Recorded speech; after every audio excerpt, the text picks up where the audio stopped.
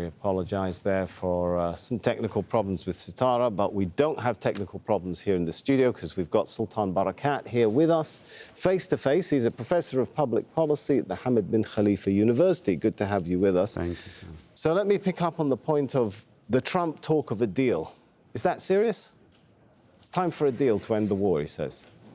Well, I'm not sure if it is serious, and I'm not sure if Iran will go along with this. But it certainly looks like it is time for Israel to want to find a way out of this. You know, their first attacks went reasonably effective, but clearly they don't have the ability to sustain the level of attacks that they have been going through. And also what we've seen over the last couple of days, the Iranian missiles, although they become less in numbers, they are greater in quality. And they're having a greater effect, they're better targeted on Israel, and they're more and more are able to make it to Israel with a devastating effect. So clearly from an Israeli perspective, they're looking for a way out. Does Netanyahu want a way out? Well, no, Netanyahu, I'm not sure yet. Netanyahu and his extreme supporters, their ultimate agenda is to get rid of any support for the Palestinians, as we were saying earlier. So he won't be happy with the survival of the Iranian regime after this. He is looking for regime change, he's looking for normalization with Iran and with the Iranian people and so on. So he will never be happy. But there is a real logistical issue here when it comes to the Dahya doctrine that was mentioned earlier, and that's the distance. You know, when the Israelis conducted the Dahya attack, it was very short distance. Their aircrafts could go and come back a few times, carry many more bombs in a much more condensed way. That's impossible with Iran. Iran is almost 2,000 kilometers away. The range of the F-35 is about 1,700 kilometers. There's a lot of mid-air fueling that Can it get that sort of mid-air refueling from its allies, from the US, support from Britain? We don't know, but they are probably getting it. I mean, it's impossible that the Israelis have the capability to refuel mid-air 200 jets with such intensity. The challenge, though, is that we know that the Israelis are ruthless, and they are not really bound by international law. They're capable of undertaking this sort of work, and this is something that should play on the mind of the Iranians if they are deciding which way they want to go, because the Israelis are very strong on propaganda. They're very good in twisting the stories, and it is not inconceivable that he will be talking about, you know, Iran hiding behind millions of civilians or whatever it is that the Israelis keep unearthing. But on that point of the propaganda war, yeah. Do you think that the US, the West, is conscious of the sort of damage this conflict is doing to its reputation as an upholder of international law, of sovereignty of states and nations, by seeing this kind of attack being launched on another sovereign state, and not only without any objection, but with, at times, it seems to be words of support from the leaders of countries like France and Germany at day one of this conflict, right? Well, I think it is the nail in the coffin as far as Western credibility is concerned.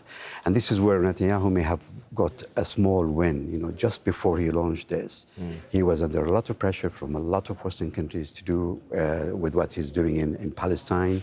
He managed to postpone the Paris conference that was planned to go ahead with the possibility of recognizing Palestine as a state. He's managed to drown many of the voices of criticism against his operation in Gaza. And most importantly, he managed to capture all the billions that Trump has saved by cutting down federal jobs in the US. All of that money has been diverted to Israel to support Where does that leave the supplies? The Western credibility going forward, then? It sounds like what you're saying is their position is coming closer to Israel, a state which stands accused before the International Court of Justice of committing genocide, accused by 36 UN experts of being engaged in a genocide, a state that is engaged in an occupation, a state whose leaders have spoken openly, like the minister of Agriculture on November 11th, 2023, talking about rolling out a Gaza Nakba, or an ethnic cleansing of Palestinians. a state whose president has spoken about there being no innocence and the whole nation is responsible. You know, Well, they say we should target Iran because it's a country that spews out dangerous rhetoric and wants a nuclear bomb. Many would say Israel is a country with a nuclear bomb that spews out dangerous rhetoric and is engaged in dangerous genocidal acts. Well, I think most Western countries are fully aware of all these facts. At the moment, the official position of the majority is that they're not involved. And some of them said they're not even involved in defending Israel, although they admitted to being involved in defending the sovereignty of Jordan. So in the name of the sovereignty of Jordan and the protection of the airspace, of Jordanian airspace, they're hunting down some of those missiles, but they don't explicitly say this is to be part of the conflict, because I think they're very aware of what you just described, that this is a clear aggression from Israel towards Iran. It has disrupted talks, regardless whether those talks were genuine or not. It has derailed a lot of diplomatic effort in the region and has pushed the region to the very edge of a chaotic situation, really.